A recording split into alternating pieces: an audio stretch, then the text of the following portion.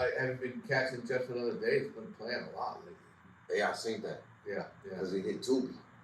Yeah. It's on Tubi. Yeah. And it's like stuck right there. So it's like, I think, and then you got to understand these platforms, people get new to these platforms. Yeah. And so they seen it like, all right, what's this? Tubi's awesome. And it's click. Yeah, Tubi. Tubi has so much stuff. It's unbelievable. I like it a lot. Yeah. Awesome. So how many films have you made? I made, God, I don't even know how many, like up in the 30s, I think. I mean, so I do a little bit of everything. I produce, I direct, I shoot, I executive produce, but some films I've only been an executive producer. Some films I've worked as a producer. Many films I've worked as a producer director. Yeah. So I mean, you'd have to go on my IMDb, but it's probably, and I think IMDb does a pretty good job of cataloging what I've done anyway. So I think you'll find like 30 joints up there. What are some of your favorite ones? They're like children. Films are like children. I don't have a favorite. I don't show favoritism to my movies. As a matter of fact, I did a big screening at the Motion Picture Academy recently in November. I had a book coming out, which you have in your hand, right? Yeah. And the Academy wanted me to screen Rhyme and Reason. So I screened Rhyme and Reason and did the book thing. But there was a discussion beforehand with the DJ Big Boy, from 92.3. Yeah. And he asked me, said, how does this fit in with the rest of your films? I said, honestly, I haven't seen the film in 20 years. When you're a filmmaker and you make movies, you watch them so many times that unless you're kind of forced to watch the movie, I don't think most filmmakers watch their movies after making them, unless there's a situation that calls for it. But so I was pleasantly surprised because after 22, 23 years of not seeing the film, really held up. Rhyme and Reason really holds up. Some films can feel dated after a while. I feel like what we did with that film, the issues that we confront in that film are still current today. What was it like working with Biggie Smalls? Biggie was incredible. Out of, one of the things when I did the book, which was going through all the photographs I took while making the movie, I was really saddened, to find so many people who were younger than me that passed away, man. I mean, Craig Mack, Guru, Biz Markie, Biggie, there's a few more in there, and Prodigy, he's not in the book, but I've interviewed Prodigy a bunch of times. It's really it was quite sad. Biggie in particular, when I shot Biggie that day, I remember this. It was very early morning. Like I was kind of shocked at how early we got started with that interview. I think it was like 8 a.m. So we had to get the crew up by we were on the road by 7 because we were stationed out of Manhattan. He was in Brooklyn. I was worried about traffic and whatnot. It could have even been earlier. But I remember it was insanely early for a hip hop interview. I don't know what else he had going on the rest of the day or anything like that. But anyway, I get there pretty early, and one of the shots in the book, I snapped him while it was just getting ready. He's got bare feet. He's on one of those big phones at the time. But the thing was, when we sat down to do the interview, he was so, he was so young. You got to remember, the guy was only 24. And he had these plaques, and they were still in their wrapper. And I said, hey, man, can you, open up the plaque for the camera? Can you talk about it? And something happened in that moment, It was like I think it was it was kind of the moment where he kind of recognized, hey, man, I've made it. Like before that, I don't know where he was with his life, but you could tell that it was a moment where he could appreciate the level that he got to. And that was very, very cool. Like, you know, you could tell he was really comfortable with being successful. I think he was very, you know, pleased that he could help his family, the friends around him, you know, that, you know, life was going to be good. And he, you know, more than anybody else, you know, cherished life. You know, so I was profoundly hit hard when he passed, when he got killed. You know, Tupac, look, I met Tupac and spent a little time with him. I wasn't surprised. You know what I mean? You know, but Biggie, you know, he was one guy that I felt like, oh my God, you know, he wants to be around. He wants, you know. Yeah. You know, so in that interview, he was such a nice guy. He was so gracious and open. Once, you know, I cracked the bubble, you know, I think he really appreciated, like one thing about Robin Reason, you know, people made all kinds of documentaries and whatever, you know, even the photographs I took, like I mentioned this, you know, you can find great hip hop shots like studio shots or shots, you know, stage shots, but you know, my photographs, I went to where they were. Like if someone said, "Hey man, I live in blah blah blah blah," you know, we went there. Right. You know, these photographs are from their neighborhood, from, you know, the environments they grew up in or hung out in or whatever. And I think that, you know, this, you know, mind you, this is during the '90s, man. The height of the crack epidemic. It was rough and ready. I can tell you. You know, we had some wild situations go down maybe around here. But the artists, I think, always appreciated that we went to them. Yeah. So how did that come about? What Making that soundtrack. Making the film? The soundtrack. Oh, the soundtrack. Okay, the soundtrack. So I got to give big credit to a couple of people: Spring Aspers, Happy Walters. These guys. So what happened was, I had a partner on the film. He knew some big people at the time, and he connected me with this guy, Happy Walters, who at the time, hey, you know that name, Happy Walters?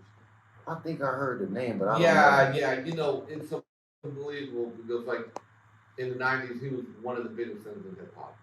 Like, he was a behind-the-scenes guy. He managed everyone on the West Coast. He had a situation where he ended up not managing everybody, but at the time he did. And when he found out what we were doing, he said, "Hey, you guys interested in doing a soundtrack?" And we're like, "Yeah." So I give a lot of credit to him and his team. Spring was a front person. She was now the president of Sony Music. You know, so she was very good. She understood hip hop culture. She was a huge fan, and her job was to, you know, find the best music for the film, and also connect it to the film. And you know, that was one thing that was really great. I mean, she would come, she played me music, and I would say we were really happy with just about everything. There were a couple of situations, you know, that could have been better. But, you know, we were really happy with the soundtrack. And, you know, we had a sprinkling of everybody on that soundtrack. Yeah. I mean, East Coast, West Coast, I think that's what kind of like simmered that East Coast, West Coast beef. I hope so. I wish I could take credit for that. I'm not sure. You know, this is '97 and Beef still. Look, I did 3 films on Beef. You know, Beef 1, Beef 2, Beef 3. You know, it kept going. It kept, you know, the East Coast was maybe simmered down a bit, but Beef among artists is still. You know, look. Yeah. You know, when you look at it too, man. I mean, a lot of people don't understand is it's really. And people might disagree, and I completely understand that. But beef or competition is embedded in hip hop.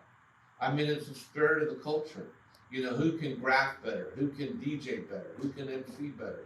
So, you know, that can lead to beef. Yeah. I think it man.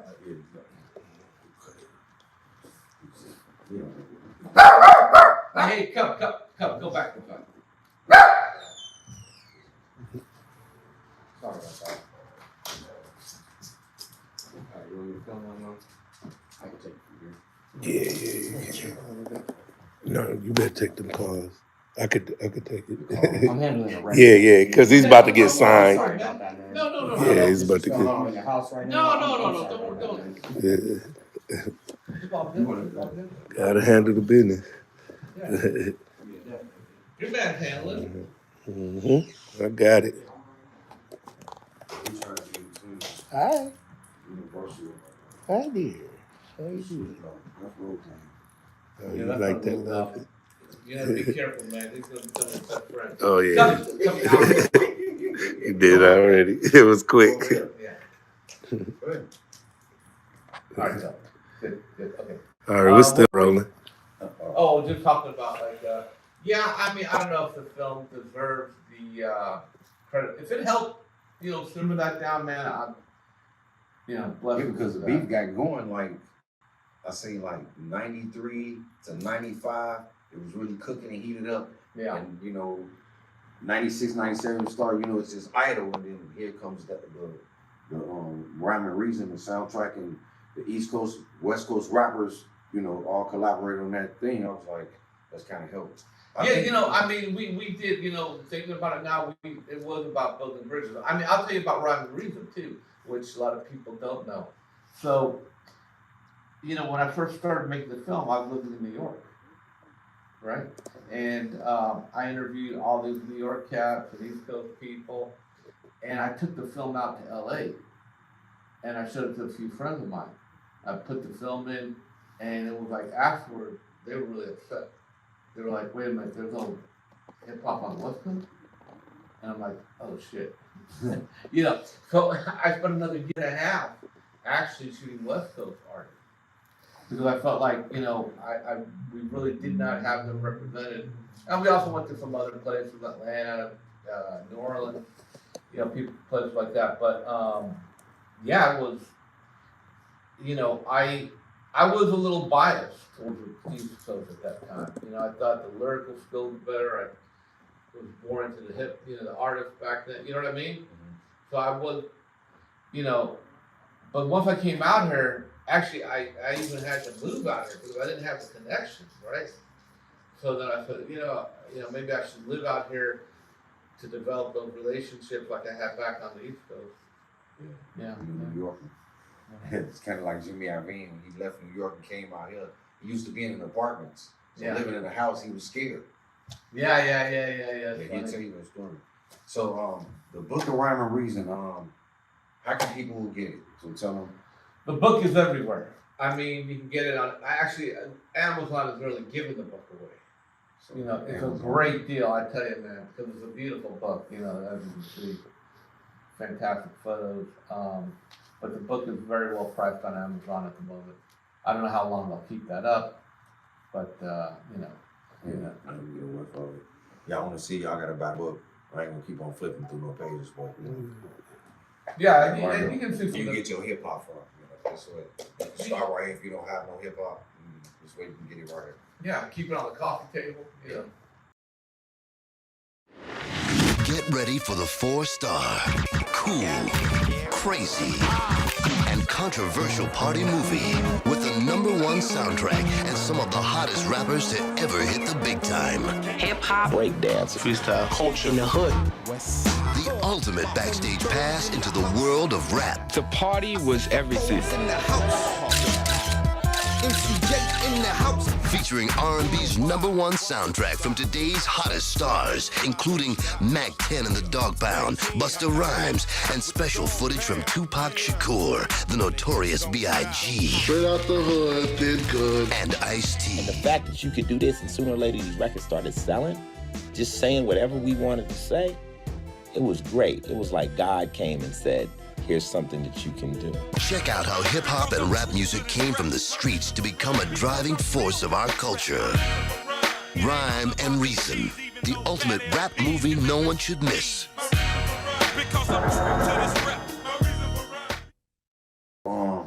What you working on? I know the book, but any films? Well, I am working on a film right now about the billboards on Sunset Boulevard. So the billboards at one time were all these rock and roll and like R&B billboards, and that changed when MTV came. But if you drove down Sunset Boulevard, all you would see is music. What about the band? You got doing I got into the gypsy jazz music, so I'm playing that right now. Like, I played every form of music, and I don't know, I just got into this type of music, and but yeah. The gypsy jazz music, so I'm playing that right now. Like, I played every form of music, and I don't know, I just got into this type of music, and but yeah. Anything you want to add to it? Yeah. So, what? Tell me more about your distribution company. Yeah, so I have a company called Rugged Entertainment. To go on the website during the pandemic, kind of everything shut down. Yeah. And I also felt like after doing acquisitions for other companies, I felt like there was not somebody out there who had been a filmmaker who was doing distribution.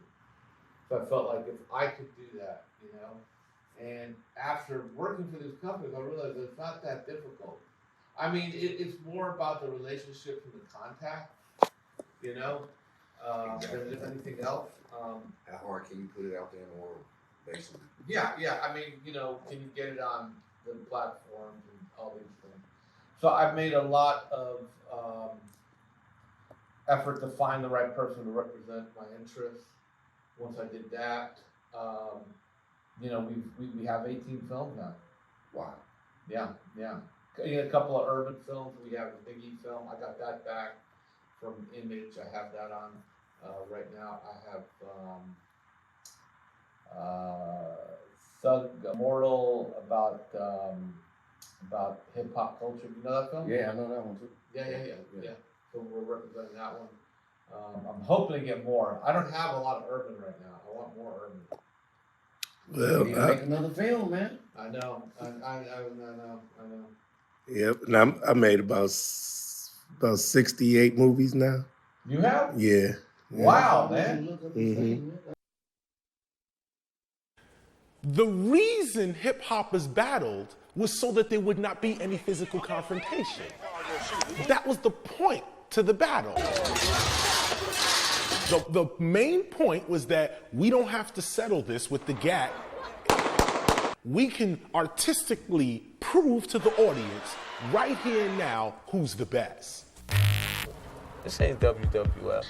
It's not like I just got rap beef with this nigga. I don't like this little nigga. Nigga die bleeding is nothing. nigga die breathing and you saying something. Tupac has no heart. What's that say? Heartless. Pro ball is cool, and that's where the money is at. The street ball niggas is the nicest ones, you know what I'm saying? And that's what battling is to rap.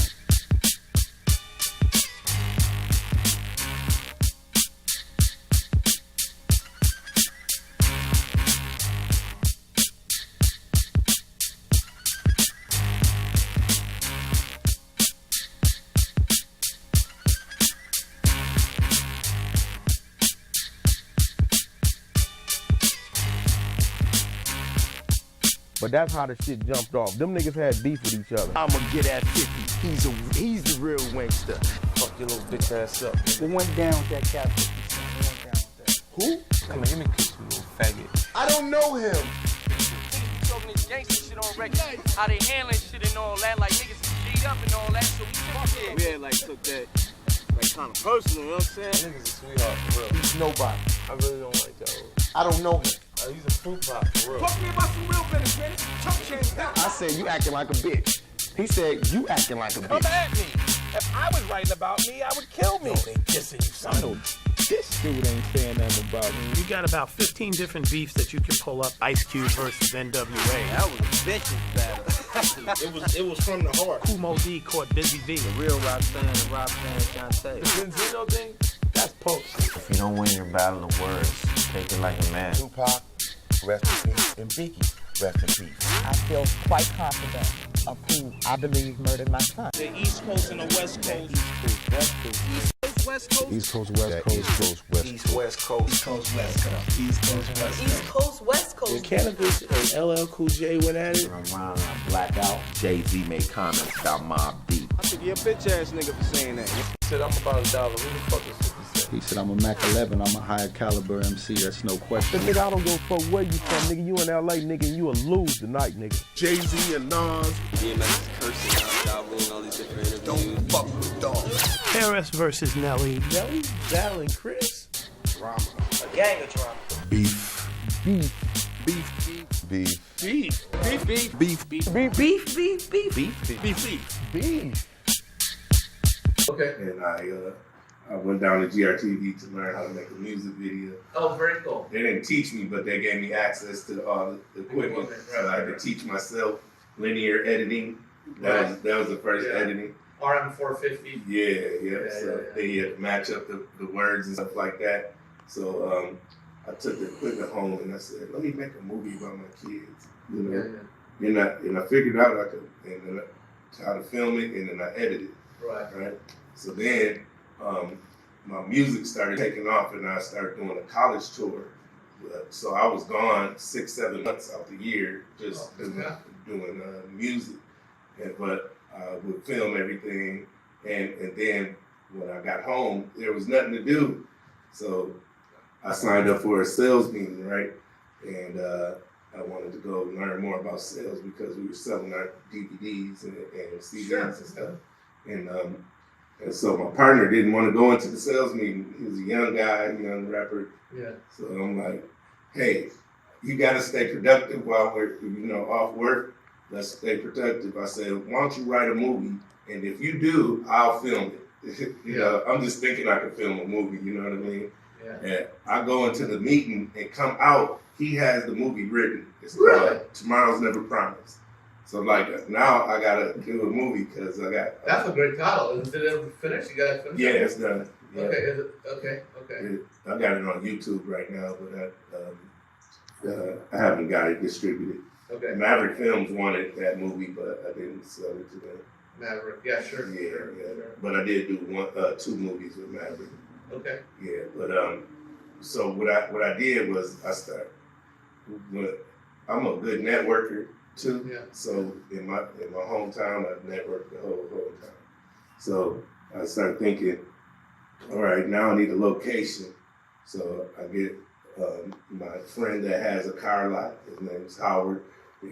Hey, can I use some of these cars for my movie? He was like, yeah, come get them.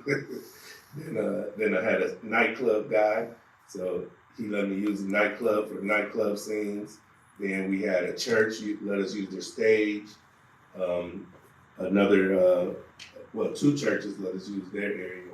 And then GRTV, they let me use their gear, rooms and gear. Yeah, so I used all the gear. Man, that's fantastic. I'd love to see, definitely, send me what you think represents your best work.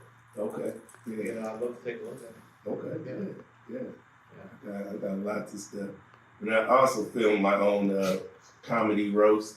The roast of Moe McCoy. I did 3 of those. And then every year in the winter, I do a winter jam with up and coming artists. Very cool. Like that. Yeah. I just love the film. And now I'm at the point where I want to do more acting. Yeah. So I've been on Jerry Springer, Divorce Court, Judge Hatchett, Judge Mathis, Ninja Warrior. Did they treat you well? Oh yeah. Okay. Oh yeah, everybody did. I'm on a World Poker Tour. Oh wow. Cool. Yeah, in the audience or as a club member. Yeah. Just acting. So so I said, let me move to where the action is. You know what I mean? Yeah. Yeah. So I came here to Hollywood about a week ago. Oh wow. That's me.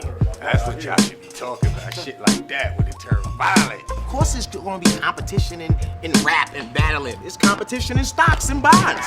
Did I mess with your girl or, something back in the day? Women and money. I'm not getting the money from it. I got problems with that. If we bring a lie detector right here, right now, we truth to be out. Are you happy with your label? Every artist got a beef with the label. They're the master gangsters. Every label sucks. It's like voting for the goddamn president. Every artist hates his label. It's the executives. Executive produced by Ice Cube. Cube never met them. Alright, nigga.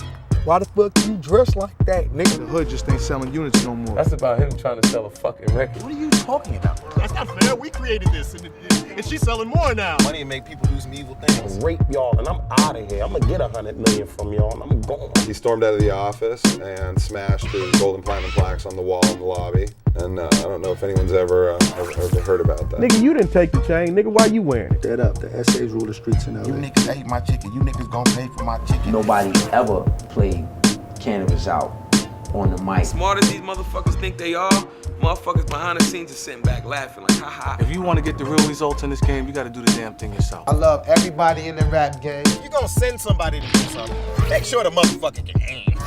The rap game allows us to be entrepreneurs. It's a blatant attack to get back in the game, fam. It's too obvious. Like, damn, again? Okay, so I think one of the biggest questions I could probably ask is, if there's one thing that you could tell your younger self, what would it be? My younger self, wow.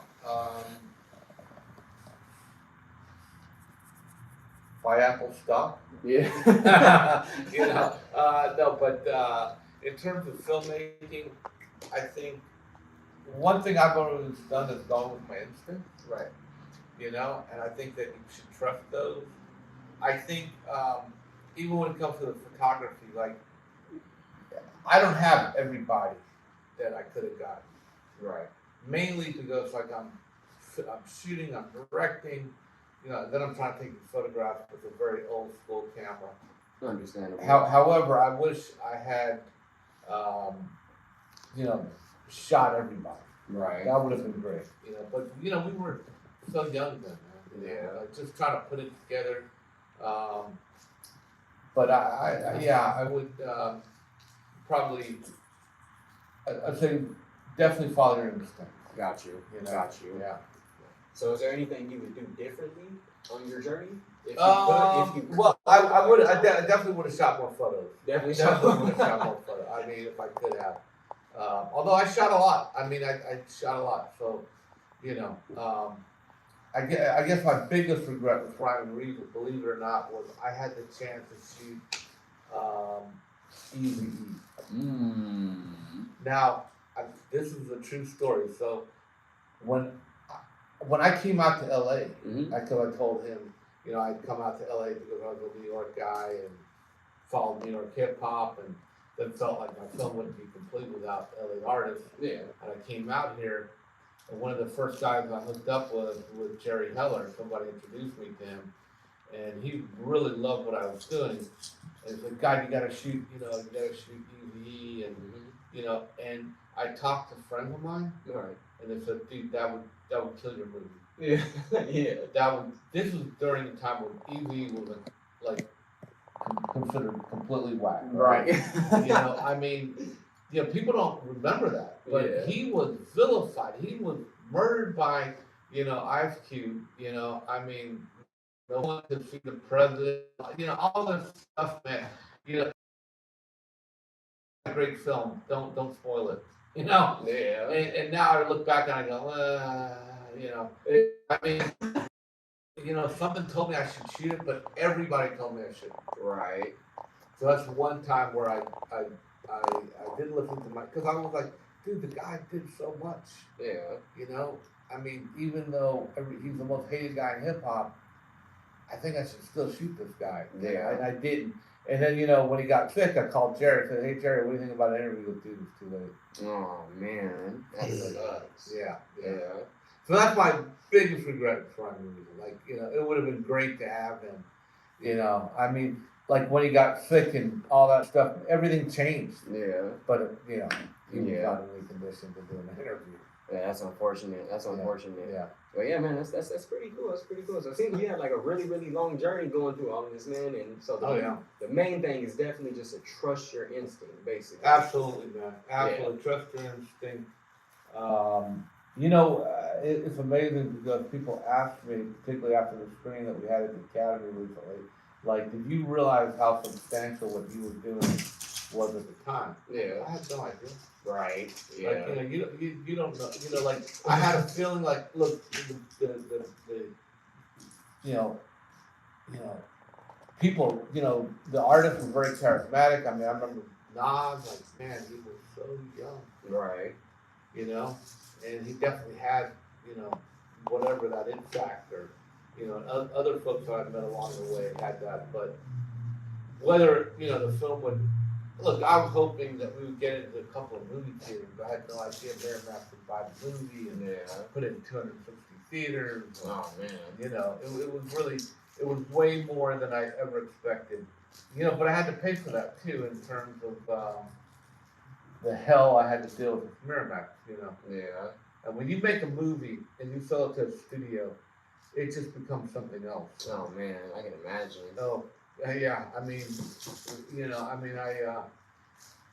it was a battle every day. Yeah, man. Particularly, it was just a battle, on so many levels, but, we came through it. So would you say you formed a lot of good, like, I know there's business relationships, but would you say you formed like a lot of like good personal friendships along the way as well too, with these, maybe business companions you formed?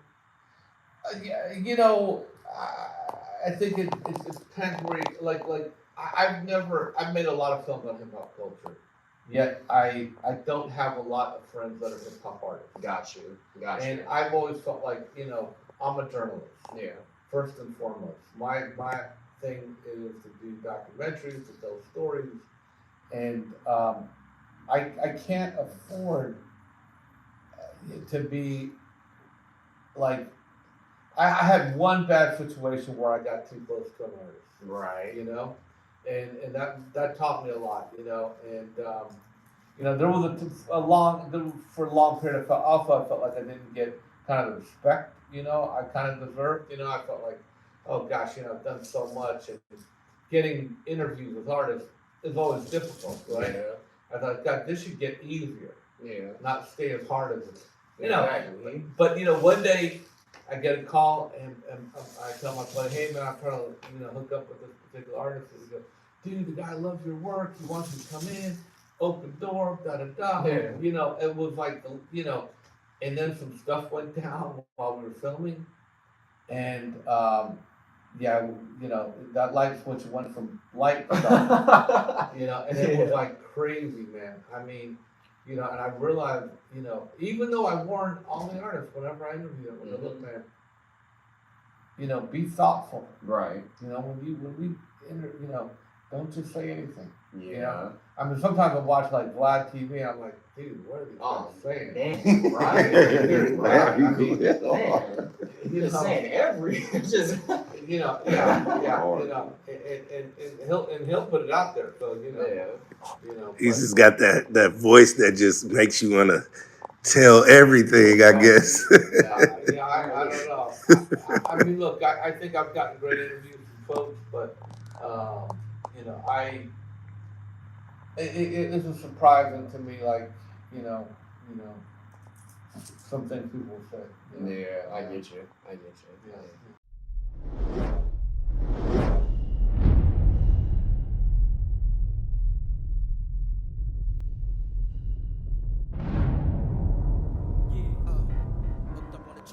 But we was all the same. It was crazy. In a two block radius, there was like 10 brothers who was the same age, had some of the same interests, and we didn't know it yet at this point. Oh yeah, man, they was like the Baby Dirt sound.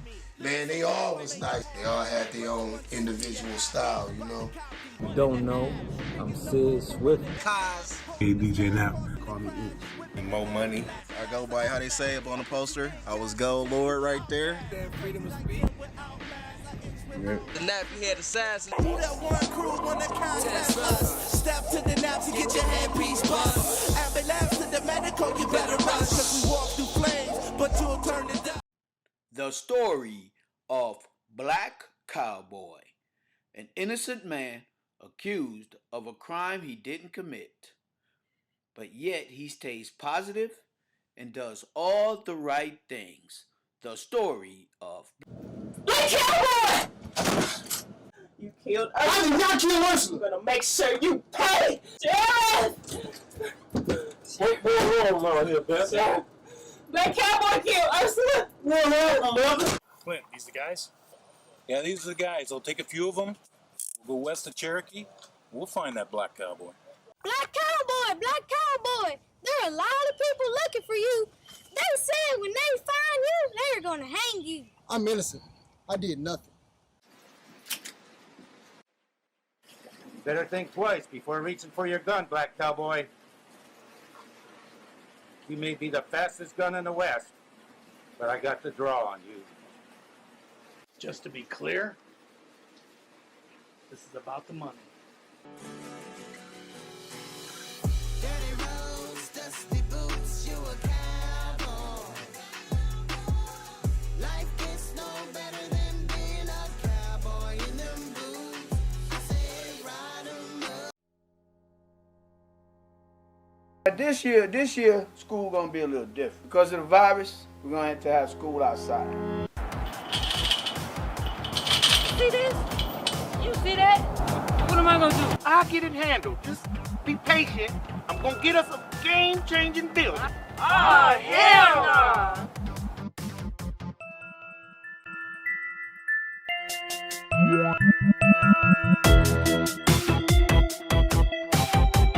Y'all shut the hell up. That fool done ran off with the money, man. Get off your phone, man. I'm tired of talking to you about your phone. I got you, bro. Oh, look at that. A cookie. Wonder who cookie this is. I don't know, but I'm hungry in the morning. We over there, yeah? We gonna sneak over there, make no noise. Make sure you get all the quick. All of it. And don't get caught. All right, ladies, cough it up. Forget about Lindsay. Hey! Silence! Now, that's much better. Much better. Where in the fuck did you get all this money from? Isn't this the school money to bring the school up to code for the virus? Yeah. I love to give. This is called the ESP. It's the Earl Stimulus Package. You a damn lie. I know you lying. What did I tell you? Yeah, baby, I'm up here at the park, man. I don't know what's going on, man. You know, ever since he gave old boy that bread, you know what I'm saying? He said he was gonna get a spot. I'm only one showing up. I don't see the kids no more. I don't know why Mo gave Earl all that money.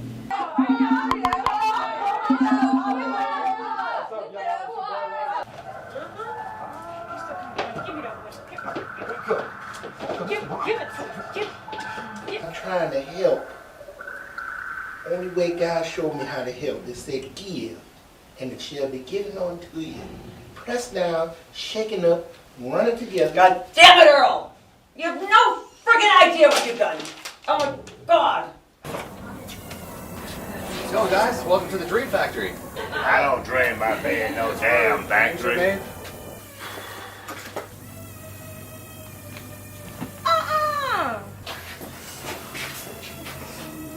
What even is this? What's going on?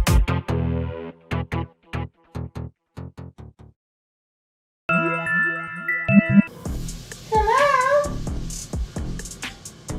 You got the wrong number. Yeah, instead of boys in the hood, man, we could be brothers in the hood. Man, I'm trying to tell you, we could be doing.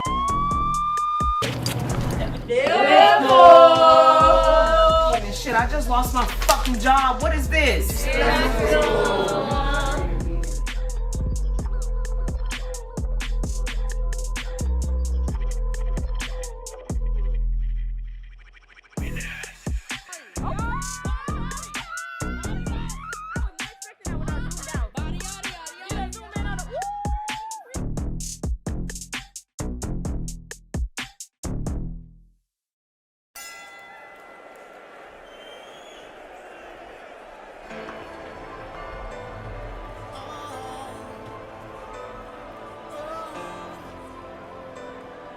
Ladies and gentlemen, kings and queens, pimps and hoes, welcome to the WCO Feather Heavyweight Championship of the World.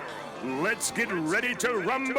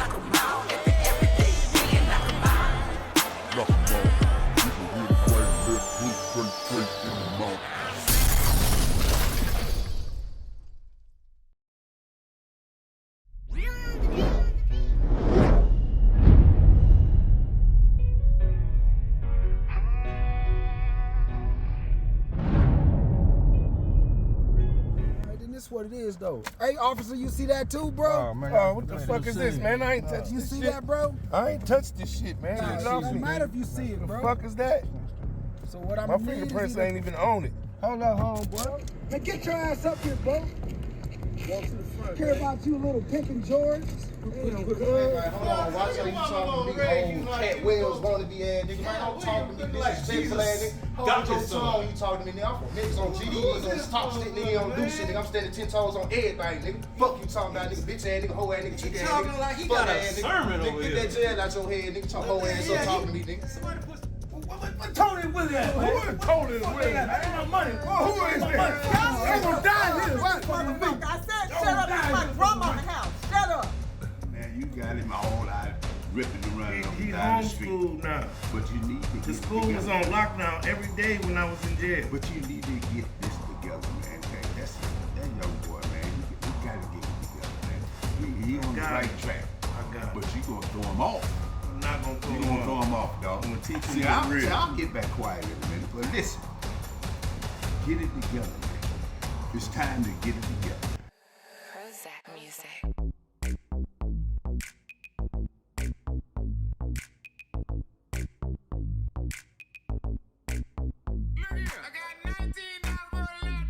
I still want my motherfucking money. Man, we just got out of jail, dog. You ready got that? Good. Put them on up in there. Yeah.